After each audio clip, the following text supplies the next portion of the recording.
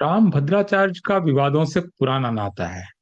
वो लगातार ऐसे बयान देते हैं जो तमाम तरह के विवादों को जन्म देते हैं। उनके बयान आरक्षण को लेकर, विभिन्न जातियों को लेकर, विभिन्न जातियों के नेताओं को लेकर और राष्ट्रीय नेताओं को लेकर वो लगातार ऐसे बयान देते रहे हैं जो कि शोभनीय हैं और उनको लेकर विवाद होता रहा है।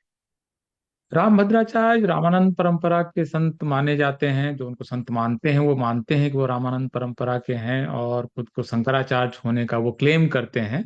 हालांकि शंकराचार्य की जो मूल परिकल्पना है वो आदि शंकराचार्य ने शुरू की थी और चार ही शंकराचार्य की परिकल्पना मूल रूप से की गई थी। और चारों पीठों पर चार शंकराचार्य होंगे जो देश के चार कोने में होंगे। यही एक उसका उसकी जो मूल अवधारणा है वो ये थी। लेकिन इस देश में कई सौ लोग खुद को शंकराचार्य घोषित करते हैं और शंकराचार्य होने का क्लेम करते हैं। और राम भद्राचार्य उनमें से एक हैं जिनका क्लेम है कि वो शंकराचार्य हैं। अब ये क्लेम सही है या नहीं है ये हिंदू धर्माचार्य तय करें। हिंदू धर्म की जो विद्वत सभा है वो तय करे कि वो शंकराचार्य हैं कि नहीं, लेकिन क्लेम उनका अपनी जगह पर है। अब ये है कि राम भद्राचार्य जो हैं वो कथावाचक हैं मूल रूप से, और तमाम जगहों पर जाकर कथाएं पढ़ते हैं। और आप जैसे जानते हैं कि इन कथाओं में सुनने वाले जो ज्यादातर लोग होते हैं वो आमतौर पर गरीब लोग होते हैं और उसमें एससी एसटी ओबीसी की बड़ी संख्या होती है। इसके बावजूद राम भद्राचार्य अपने प्रवचनों में लगातार एससी एसटी ओबीसी के खिलाफ टिप्पणियां करते रहते हैं। मूल रूप से उनके किसी भी सुधार के विषय में, उनके विकास के विषय में, उनके आरक्षण से जुड़े हुए किसी विषय को लेकर, या वो जिन नेताओं को अपना नेता मानते हैं उनको लेकर वो लगातार टिप्पणियां करते हैं। ये S C S T OBC की अपनी एक वैचारिक गुलामी कहिए या एक हेजेमनी बाई कंसेंट का जो आइडिया है एंटोनियो ग्रामसी का, कि वो कोई जोर जबरदस्ती आपके साथ नहीं करता है, लेकिन आप वैचारिक रूप से आप एक औ में रहते हैं, एक असर में रहते हैं, और इसकी वजह से अपने उत्पीड़कों के साथ भी आपको लगता है कि वो हमारा उद्धारक है। तो ये एक समस्या है और इस वजह से वो जाते हैं। चलिए, जो जाते हैं वो तो जाते हैं, लेकिन राम भद्राचार्य क्योंकि खुद को संत मानते हैं और ऐसा मानते हैं कि उनकी संत की परंपरा है, कायदे से उनको ऐसे विवादास्पद और अभद्र बयानों से बचना चाहिए।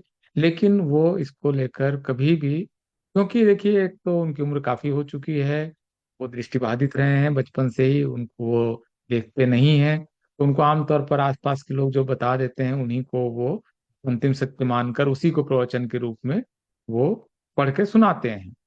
अभी उसको इस आयु की इस अवस्था में और इस तरह से वो एक शारीरिक रूप से विशिष्ट रूप से वो एक स्थिति में है, उसकी वजह से एक उदारता की उम्मीद ये भी की जाती है आलोचकों से कि वो उनको लेकर एक उदारता बरतें और उनको लेकर कोई बहुत कड़वी बातें ना करें। लेकिन उसकी एक सीमा होती है, क्योंकि अब उनकी बातें समाज में लोग सुनते हैं, उनके प्रवचन टेलीविजन चैनलों पे दिखाए जाते हैं, वो इंटरव्यू देते हैं, भारत सरकार उनको सम्मानित भी करती है, सरकारें सम्मानित करती रही है, अखिलेश यादव भी सम्मानित उनको करते हैं, क्योंकि समाज में असर की वजह से नेताओं को ये सब करना पड़ता है। लेकिन कोई व्यक्ति अगर लगातार संवैधानेतर बातें करे, संविधान के विरोधी बातें करे, समाज में लगातार कटुता फैलाने वाली बातें करे, तो ये गंभीर चिंता का विषय है। और मेरा तो निवेदन है राम भद्राचार्य के आसपास के जो लोग हैं उनको समझाएं कि कृपया इस तरह की बयानबाजी न करें। अशोभनीय है, अच्छा नहीं है, समाज के लिए अच्छा नहीं है, देश के लिए अच्छा नहीं है। कम से कम संविधान विरोधी बातें तो ना करें। आरक्षण की उनकी क्रिटिक हो सकती है, क्योंकि वो जिस जाति से हैं उनको भी अब आरक्षण मिल रहा है ईडब्ल्यूएस में, तो इसका भी उनको आभास होना चाहिए कि उनकी जाति खुद लाभान्वित है आरक्षण से। वो बेनिफिशियरी हैं, है उनकी जाति, और उनके जो रिश्तेदार रहे होंगे वो आरक्षण का आज की तारीख में लाभ उठा रहे हैं। ऐसी हालत में इसके खिलाफ किसी भी तरह की कोई टिप्पणी उनको करना शोभा नहीं देता है, ये उचित नहीं है।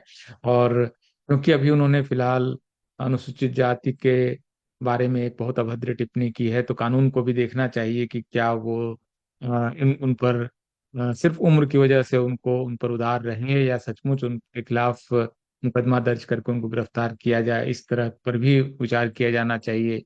देखिए, समाज में जो वंचित तबका है उसकी कड़वाहट समझ में आती है, लेकिन जो सबसे प्रिविलेज्ड तबका रहा है, सबसे ज्यादा प्रिविलेज जिनको रहा है, के अंदर किस बात की कड़वाहट है? उनके अंदर तो एक उदारता की उम्मीद की जानी चाहिए कि हम प्रिविलेज्ड रहे, पीढ़ियों से पढ़ने लिखने और संपत्ति रखने का अधिकार रहा, हम एक स्थिति में पहुंचे हैं। यहाँ से उनको, वो लोकतंत्र में जब हम यात्रा कर रहे हैं तो ये उम्मीद की जाती है कि वो एक उदारता की उम्मीद उनसे की जाती है। ये उदारता अगर नहीं है तो कम से कम मौन की उम्मीद की जाती है। लेकिन 80 या 85 साल का एक बुजुर्ग आदमी जिस तरह से लगातार समाज में जहर फैला रहा है, उससे उनको मेरे ख्याल से परहेज करना चाहिए, ये बहुत ही अनुचित है। और देखिए, एक समय के बाद ये जो भीड़ जुट रही है, वो उसमें भी जागृति देर सवेर तो आएगी ही। वो क्यों सुनेगी अपनी जातियों के बारे में अभद्र टिप्पणियां? वहां पर भी देखिए रेजिस्टेंस आएगा, आज नहीं है। वेतना का भाव है, शिक्षा का भाव है, शिक्षा देर से आई है। और जो खास करके गरीब लोग होते हैं वो उद्धार के लिए भगवान की तरफ देखते हैं, धर्म की तरफ, और उनको लगता है कि ये बिचौलिए हैं जो भगवान और उनके बीच का कोई वो पुल बना सकते हैं। इस वजह से लोगों की उनमें आस्था है।